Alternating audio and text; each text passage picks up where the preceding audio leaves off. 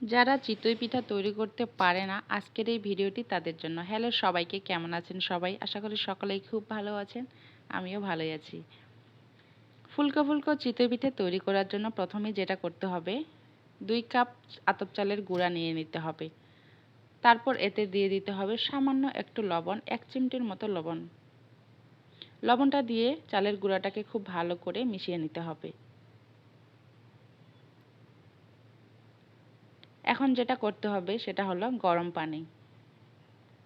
চিতই পিঠার মূল উপকরণ হলো এই গরম পানিটা। আমি এখানে 3 কাপ পানি নিয়ে নিয়েছি। তারপর দিয়ে দিলাম 3 চামচ পরিমাণ আতপ চালের গুঁড়া। পানিটা কিন্তু এখানে ঠান্ডাই আছে, ঠান্ডা পানিতেই চালের গুঁড়াটা দিয়ে দিতে হবে। গরম পানিতে দিয়ে দিলে দোলা পেকে যাবে। আর পানিটা ঠিক ভাতের মাড়ের মতো হবে। যখন ভাতের মাড়ের মতো একটু গাঢ় হবে তখনই পানিটাকে নামিয়ে নিতে হবে। পানিটা কিন্তু কুসুম কুসুম গরমের চেয়ে একটু গরম হবে। এখন চালের গুঁড়ার মধ্যে অল্প অল্প করে দিয়ে দিতে হবে। যেহেতু পানিটা গরম সেহেতু কিন্তু এটা হাত দিয়ে ধরা যাবে না, হাত পুড়ে যাবে। তাই চামচ দিয়ে এটাকে খুব ভালো করে নেড়ে দিতে হবে।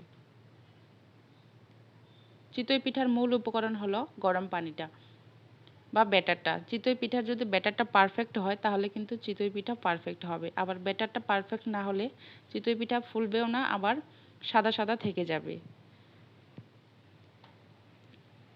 পিঠে যদি ভালো না হয় তাহলে কিন্তু সকলেরই রাগ ওঠে, আমার নিজেরও রাগ ওঠে। যখন পিঠেটা পারফেক্ট হয় না তখন নিজেকেই খুব খারাপ লাগে। আর এরকমভাবে কিন্তু আমি অনেকবারই ব্যর্থ হয়েছিলাম, কিন্তু এভাবে তৈরি করে আমি প্রথমবারেই এত সুন্দর হয়েছে পিঠেগুলো, আমি নিজেই অবাক হয়ে গেছি। তো তারপর একটা তাওয়া বসিয়ে দিয়েছি। তাওয়াটাকে এভাবে একটা সুতি কাপড় দিয়ে তেল আর পানি দিয়ে এভাবে মুছে নিতে হবে। তাহলে পিঠেগুলো খুব সহজেই উঠে আসবে।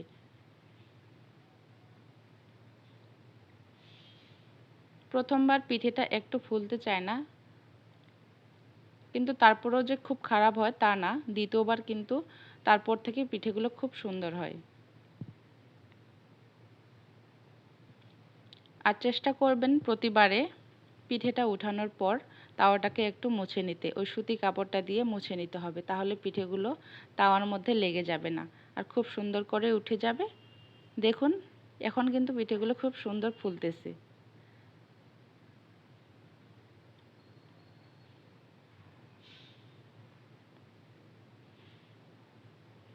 পিঠে যদি পারফেক্টভাবে হয় তাহলে কিন্তু পিঠে ভাজতে মন চায়।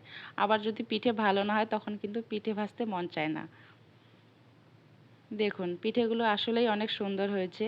তো একে একে আমার এভাবে সবগুলো চিতই পিঠেই কিন্তু তৈরি করা হয়ে গেছে। দেখুন, চিতই পিঠেগুলো খুব সুন্দর ফুলকো ফুলকো হয়েছে, আবার ছিদ্র ছিদ্র হয়ে গেছে।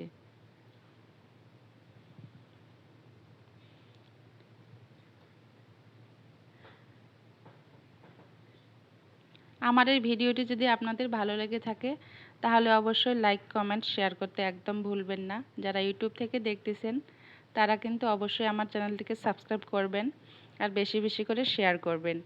আর যারা ফেসবুক থেকে দেখতেছেন তারাও পেজটি ফলো করে বেশি বেশি করে শেয়ার করবেন। আর কেমন লাগলো তা কিন্তু অবশ্যই কমেন্ট করে জানাবেন।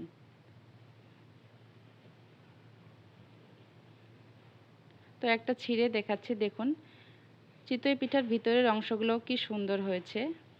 আর আমার কিন্তু চিতই পিঠেটা বেশিরভাগ ধনেপাতা আর সর্ষে বাটা দিয়ে খেতেই খুব ভালো লাগে।